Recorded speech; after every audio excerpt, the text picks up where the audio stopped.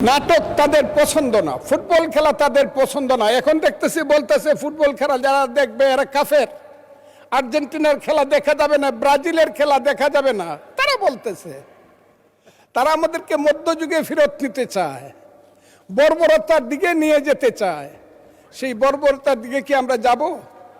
যদি না যাই তাহলেই কি আমরা তাদের সাথে, আমরা যদি এইটুক ডিফারেন্স করি, আমরা যদি তাদের সাথে মিলে মিশে থাক, ওই যে এটাকে বলে কি ফ্রেন্ডলি গেম, যে মেসি শ্রেষ্ঠ গোল করেছে, 5টা গোল করেছে, যে রোনালদো কালকে 2টা গোল করেছে, তাদেরকে আপনি ঢাকার মাঠে আনেন।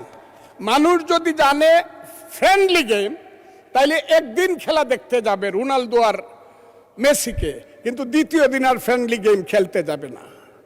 পার্লামেন্টে যে গেমটা হচ্ছে, এই গেমটা কিন্তু কিছুদিন পরে কিন্তু মাঠ খালি পড়ে থাকবে, কথাটা আমি বললাম।